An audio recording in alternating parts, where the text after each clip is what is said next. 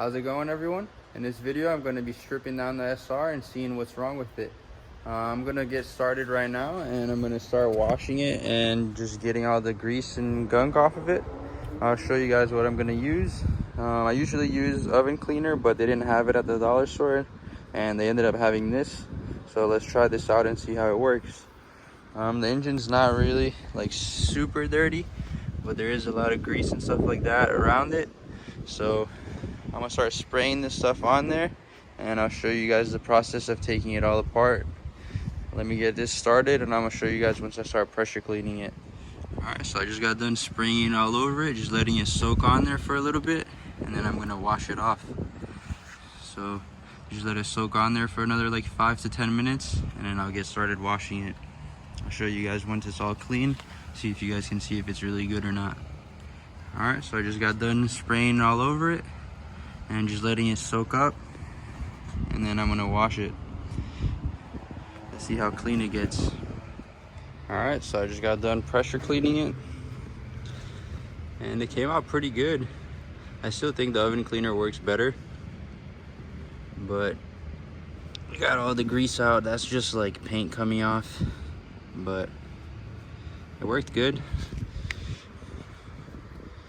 Engine's clean and it's ready to go get taken apart.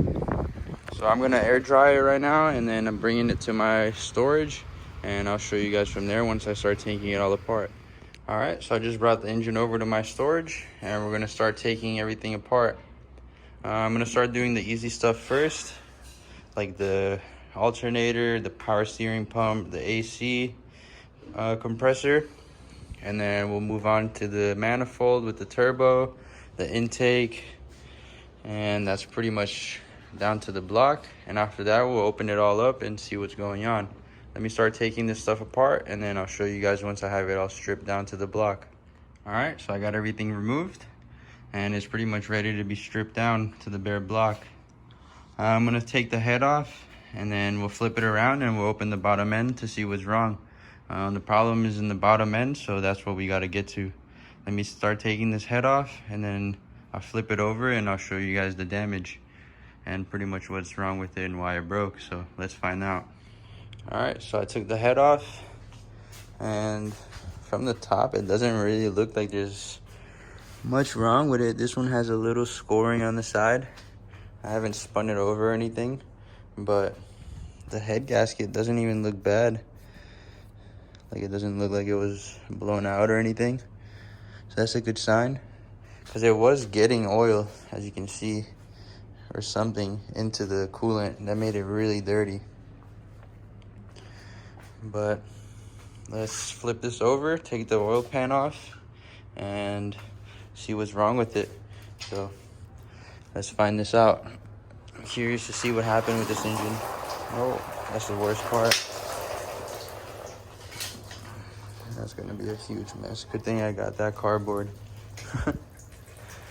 All right, let me let this leak out, and then we'll take it off. All right, so we took everything apart and found out pretty much why it broke.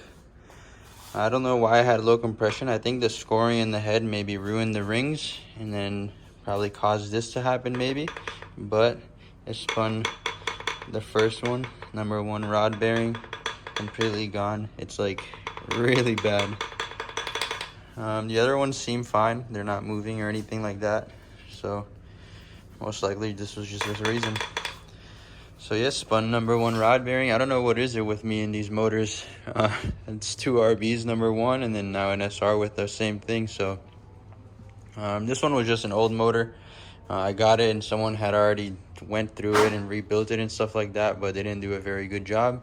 So I'm gonna take it all apart now, probably another day, and just get it all fixed, get new pistons, new crank, new bearings, all new gaskets, and then put this all back together and have it running.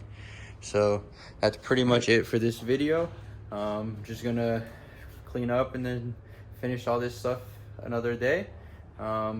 Thank you guys for watching. If you like my videos, please subscribe and stay tuned for the next video. I'm gonna start opening this up and, like I said, just rebuild it. So stay tuned.